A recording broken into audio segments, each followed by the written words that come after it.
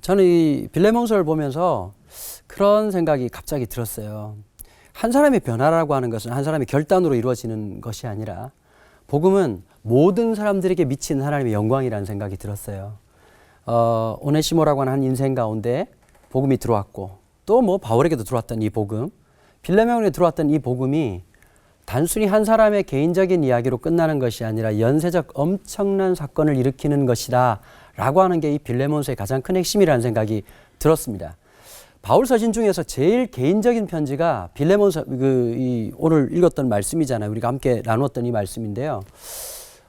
그런데 이 개인적인 이야기가 성경을 가만히 보시면 여성의 불임 사건, 그 다음에 개인적인 어떤 이야기들을 단순히 한 사람의 이야기로만 삼는 것이 아니라 대표단 수격으로 그 사람의 인생을 통해서 얼마나 우리에게 주는 도전이 컸는지를 아마 성도들은 되게 많이 설교를 통해서 또 묵상을 통해서 많이 자주 경험하게 되셨을 겁니다.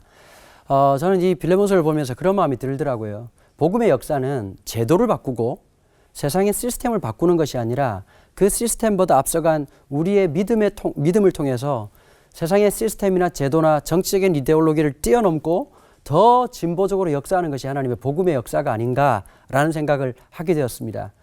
이 말씀 안에서 바울과 그 다음에 빌레몬, 오네시모의 이 모든 관계가 보면 도대체 이 사람들은 2000년 전 사람들이 맞나?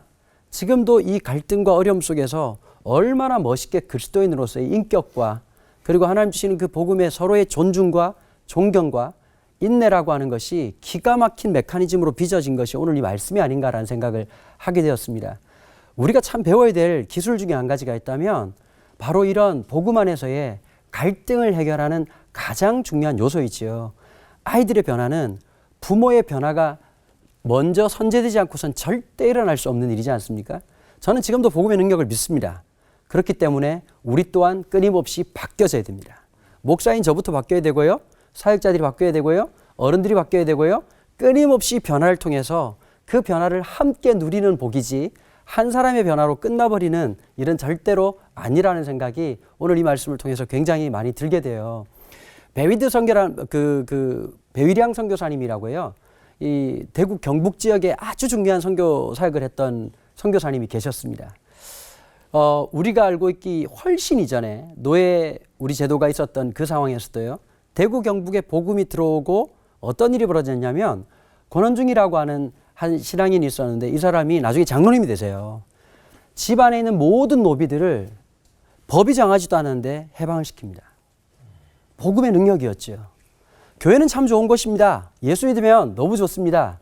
우리끼리 좋은 게 아니라 세상에 참된 소망을 주고 비전을 주고 가치를 주는 것. 어쩌면 오늘 우리는 읽어야 될 성경 빌레몬서가 아니라 살아내야 될 말씀 빌레몬서가 아닌가라는 생각을 하게 되었습니다. 여러분 예수 믿을 때 초장에 변화되고 끝나는 것이 아니라 우리는 죽을 때까지 말씀이 우리의 벌크를 우리의 파일을 얼마나 키워놓을지 아무도 모르는 사람들입니다. 하나님의 자리까지 장성한 분량에까지 가기 위해서 참 애를 쓰고 노력해야 될 줄로 생각하는데요.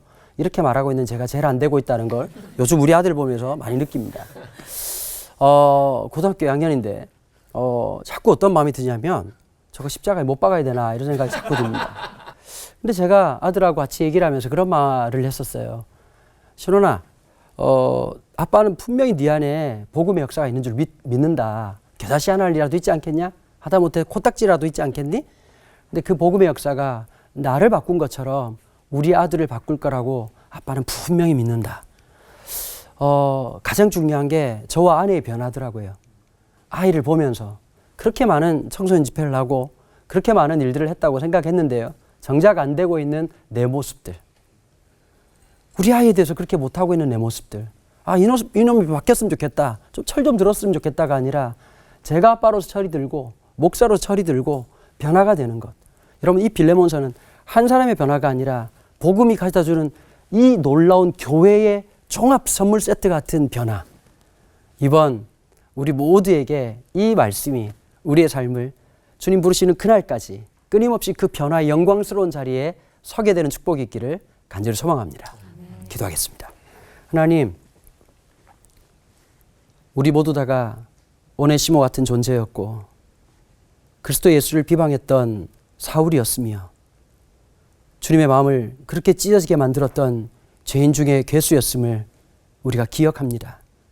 우리 안에 오신 그 복음이 우리를 당신의 자녀로 삼으신 놀라운 복음의 역사가 우리를 변화시킨 것처럼 우리에게 또 그 변화를 살아갈 수 있는 축복을 마음껏 누리도록 함께하여 주시옵소서.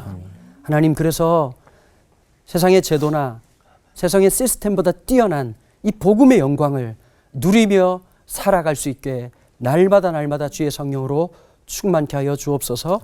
감사드리며 예수님 이름으로 기도합니다. 아멘. 제일 궁금한 게 빌레몬의 입장. 맞아. 맞아.